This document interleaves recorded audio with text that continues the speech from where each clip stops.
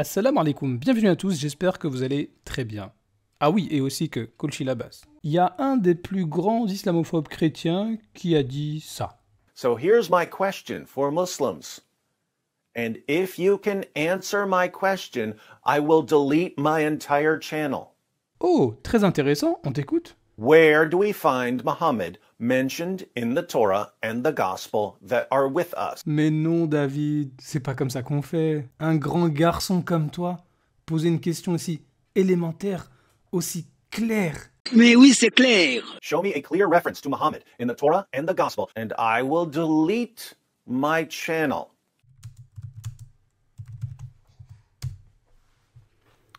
Supprimez définitivement votre chaîne sur un ordinateur. Assurez-vous d'être connecté à YouTube avec la chaîne que vous souhaitez supprimer. D'accord? Accédez aux options avancées de votre compte. En bas de la page, sélectionnez supprimer la chaîne. Bon, t'as compris?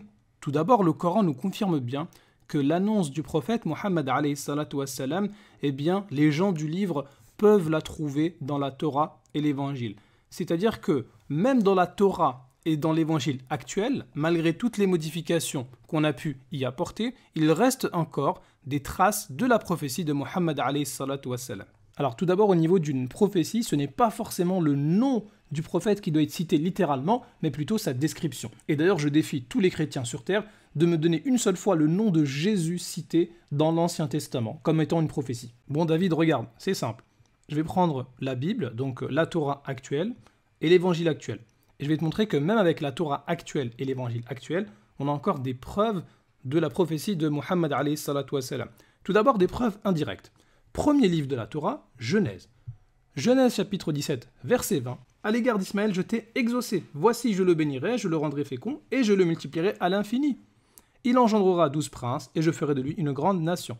Cette grande nation qui arrive, ça ne peut être que l'islam. Ce n'est qu'avec l'islam que la nation d'Ismaël est devenue très très grande, multipliée à l'infini.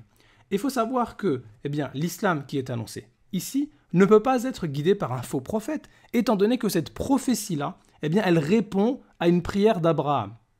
L'Éternel ne va pas exaucer Abraham en lui accordant une nation dont le prophète serait guidé par Satan. C'est absurde.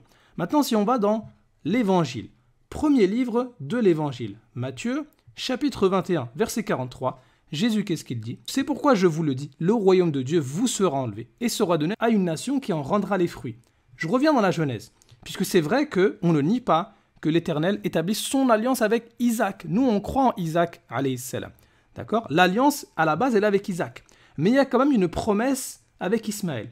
Et cette alliance avec Isaac, et donc par la suite avec les enfants d'Israël, elle est conditionnée par le fait de ne pas trop transgresser. Et c'est pour ça que Jésus, alayhi salam, ici, il va leur dire, l'alliance avec vous maintenant, c'est terminé, on va passer à une autre nation, la nation d'Ismaël. Cette nation-là ne peut absolument pas être la nation chrétienne, puisque Jésus, alayhi salam, lui-même, il dit, il fera périr misérablement ces misérables, et il affermera la vigne à d'autres vignerons.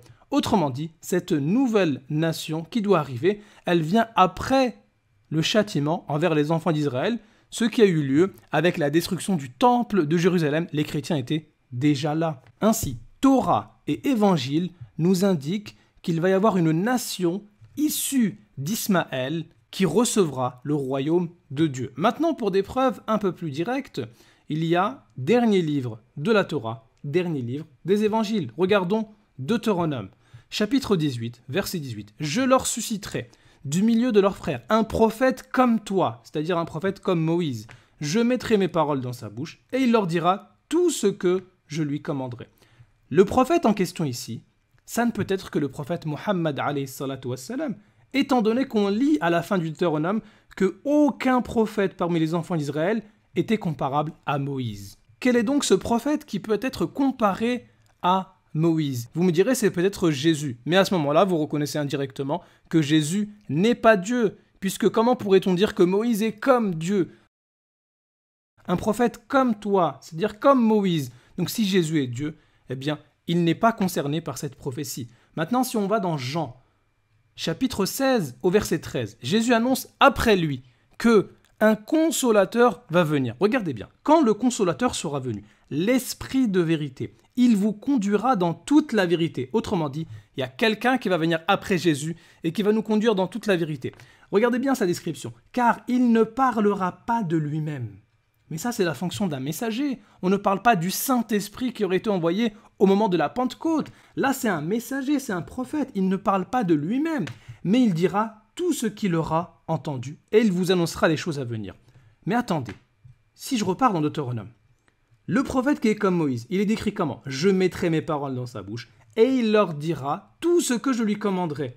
Mais le problème, c'est que Jésus lui-même, il annonce quelqu'un qui correspond à cette description de Deutéronome 18-18. Donc, cette prophétie-là ne se réalise pas pleinement en Jésus. Il y a encore quelqu'un qui vient après Jésus qui va remplir cette fonction de « Je mettrai mes paroles dans sa bouche, il leur dira tout ce que je lui commanderai. » Il ne parlera pas de lui-même, autrement dit « Je mettrai mes paroles dans sa bouche », mais il dira tout ce qu'il aura entendu. Vous nous dites que Deutéronome 18-18, c'est Jésus, mais Jésus lui-même, il vous dit « Il y a quelqu'un d'autre qui vient après moi encore. » C'est bien la preuve que Deutéronome 18 s'accomplit parfaitement avec le prophète Mohammed alayhi salatu wassalam. Et du coup là nous avons des preuves claires. Torah, Évangile, Genèse, Matthieu, Deutéronome, Jean. Premier livre de la Torah, dernier livre de la Torah. Premier livre des Évangiles, dernier livre des Évangiles. Autrement dit, c'est clair.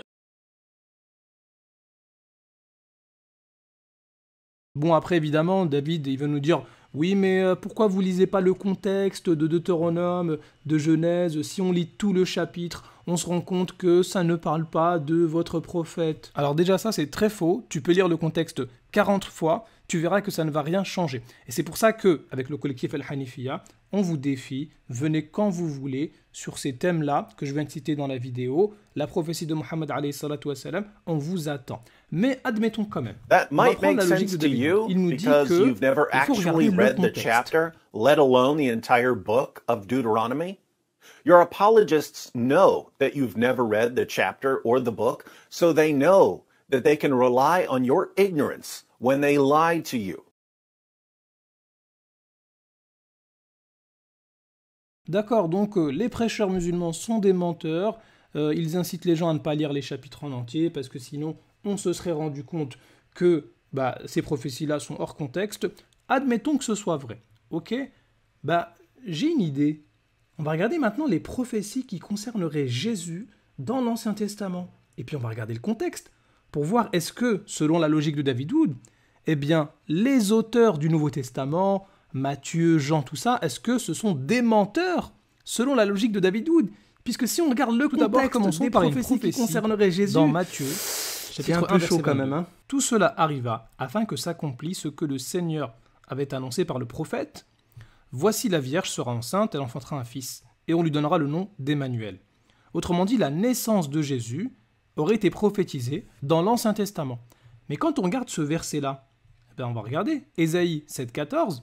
Effectivement, ça correspond, enfin, pas exactement, parce que quand on lit la suite, qu'est-ce qu'il indiquait? Jusqu'à ce qu'il sache rejeter le mal et choisir le bien. Autrement dit, là, ça parlerait de Jésus qui serait Dieu. Eh bien, il y a un moment donné, il ne savait pas rejeter le mal, alors que c'est Dieu qui interdit le mal. Bon, ok, c'est pas grave. Si on lit encore le contexte, puisqu'il me semble que c'est David qui a dit, il faut lire le contexte. Read the chapter. Mais génial!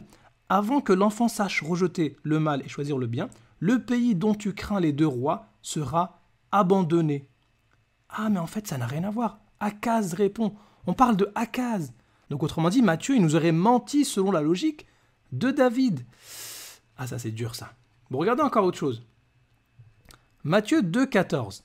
Alors, Joseph se leva, prit de nuit le petit enfant et sa mère, et se retira en Égypte. Il y resta jusqu'à la mort d'Hérode, afin que s'accomplisse ce que le Seigneur avait annoncé par le prophète. J'ai appelé mon fils hors d'Égypte. Ok. Autrement dit, la fuite de Jésus lorsqu'il était enfant en Égypte, eh bien, ça avait été prophétisé dans l'Ancien Testament. Mais tiens, on va regarder dans l'Ancien Testament. Quand Israël était... Ah, déjà, ça commence mal, on parle d'Israël ici. Bon, disons quand même que cette partie-là correspond à ce que dit Matthieu. D'accord? J'ai appelé mon fils hors d'Égypte. Donc ça concerne Jésus, selon Matthieu. Et pourtant, le verset d'après, ils ont sacrifié au Baal et offert de l'encens aux idoles. Donc, autrement dit, Matthieu il est en train d'appliquer une prophétie qui à la base concerne Israël, et le verset d'après ça nous dit que Israël était polythéiste. Donc en fait, si on lit le contexte là, si on read the chapter, ça fait que Jésus, il serait idolâtre. Ah ouais, c'est pas une très bonne idée de lire le contexte selon les auteurs des évangiles. you've never actually read the chapter, chapter. Bon, vous voyez, là, je n'ai regardé que 2 prophéties des 2 premiers chapitres d'un seul évangile. Qu'est-ce que ça peut être le reste? Donc finalement, David, ainsi que vous, les suiveurs islamophobes de David, avant de demander une preuve claire, en regardant le contexte et tout, mais commencez déjà par analyser vos propres prophéties. أهل الكتاب لم تلبسون الحق بالباطل وتكتمون الحق وأنتم تعلمون